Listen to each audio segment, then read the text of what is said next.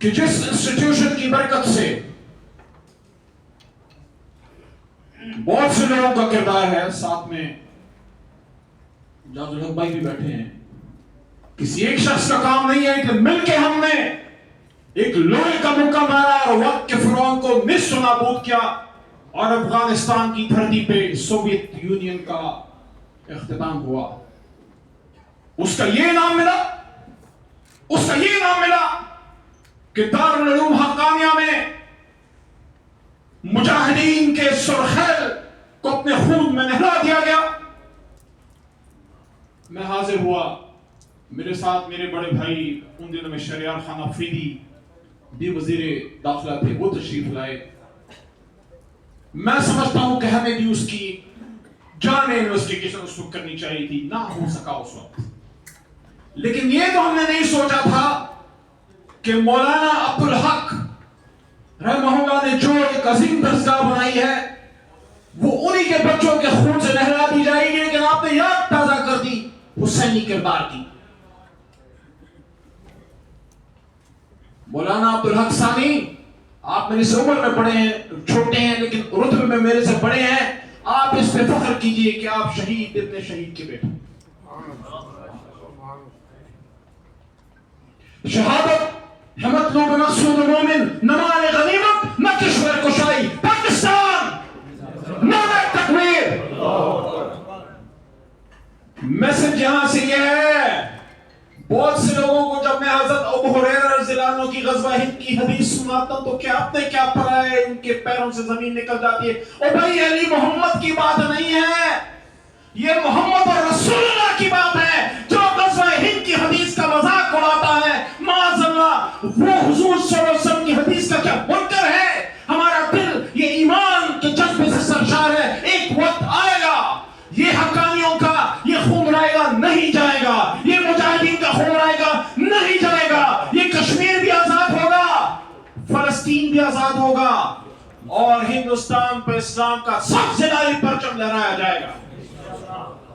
اگر کسی کا یہ ایمان نہیں ہے تو کسی اور کے سامنے نہیں، آئینے کے سامنے کھڑے ہو کے. میں نے ایک بات کی تھی بہت عرصہ پہلے، لمبی بات نہیں کروں گا، بہت بڑے بڑے علماء موجود ہیں، میں جسارت کر رہا ہوں، میں معذرت خواہ بھی ہوں، میری اتنی علمی قابلیت بھی نہیں ہے کہ آپ کے سامنے میں بات کروں. لیکن میں نے یہ بات کی تھی کہ سب سے مشکل کام دنیا کا آئینے کے سامنے کھڑے ہو کے اپنی آنکھوں میں آنکھیں ڈال کے سچ بولنا ہے کہ جو میں یہ کہہ رہا ہوں یہ میں کیوں کہہ رہا ہوں. کیا پاکستان کا بننا محض ایک اتفاق تھا؟ آج عبداللہ صاحب گفتگو فرما رہے ہیں آپ کے والد کا میں معترف ہوں. کیوں؟ کیونکہ میں ہر اس آدمی کا معترف ہوں جو محمد رسول اللہ صلی اللہ علیہ وسلم کا غلام ہے. لیکن یہ میں بتا دوں میں بین سطور بات کر رہا ہوں. جو امت مسلمہ سے کھڑا ہو کے پین اسلامزم کی بات کرے گا، یا ختم نبوت پہ سٹینڈ لے گا، یا پھانسی چڑھا دیا جائے گا، یا در چڑھا دیا جائے گا، یا جن کی کال کوٹری میں ڈال دیا جائے گا، میرا اس پہ پکا یقین ہے کہ اگر یہ آدمی جس کا نام عمران خان ہے وہ امریکہ میں جا کے حرمت رسول صلی اللہ علیہ وسلم کی بات نہ کرتا یا اسرائیل کے خلاف سٹینڈ نہ لیتا، وہ آج بھی شاید اقتدار میں ہوتا. خدا جتنے اسلام پرست ہیں، جتنے اسلام پسند ہیں، آپس کی صفیں سیدھی کیجئے. ہم میں سے جو پیچھے رہ گئے ہیں اس کو پر کے ساتھ کھڑا کیجئے.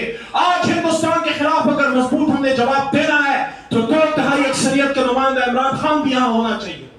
میں کوئی سیاسی بات نہیں کر رہا. اگر امت کی اتفاق کی ضرورت ہے، میں سمجھتا ہوں آج میاں نواز شریف صاحب کو بھی بڑا مضبوط بات کرنی چاہیے. اگر جیل کی کال کوٹری سے عمران خان برملا مودی کو للکار سکتا ہے، اس نے وزیر اعظم کی کرسی پہ بیٹھ کے للکارا، میں میاں صاحب سے توقع رکھتا ہوں. ہم میں سے کوئی کم یا زیادہ مسلمان یا کم یا زیادہ پاکستانی نہیں ہے، لیکن آج آواز آنی چاہیے. اگر 11 سے آواز آ رہی ہے ہندوستان کے خلاف تو لندن سے بھی آواز آنی چاہیے. میں آخر میں پھر یہ کہنا چاہتا ہوں، میں ہندوستان کو کہنا چاہتا ہوں،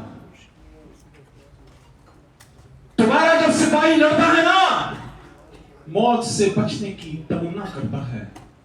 میرا جب پاکستانی میدان میں اترتا ہے، چاہے وردی میں ہے، چاہے سر پہ پگڑی ہو، چاہے سفید لباس میں ہو، یا چاہے پاک فوج یا پولیس کی وردی میں ہو، وہ ایک کی تمنا لے کے اترتا ہے جو سید الشہداء حضرت امیر حمزہ رضی اللہ عنہ کی تمنا تھی، جو حسنین کریمین کے والد محترم فاتح خیبر کی تھی، جو سعد بن ابی وقاص کی تمنا تھی، جو آج بھی ہمارے مجاہدین کی تمنا ہے، اور وہ کیا ہے کہ شہادت ہے مطلوب مقصود مومن، نہ مال غنیمت نہ کشور کشائی۔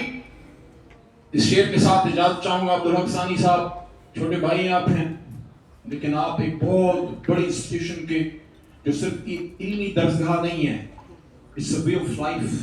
اور میں سمجھتا ہوں یہ انگریزی میں نے بات کی ہے وہ بھی سمجھ آ گئی ہوگی، جو سات سمندر پار بیٹھے ہیں، سات سمندر پار بیٹھے ہیں۔ اگر یہ تاریخ میں لکھا جاتا تھا کہ Afghanistan is the graveyard of great powers, that would not have been possible without Darul Uloom Haqqaniya.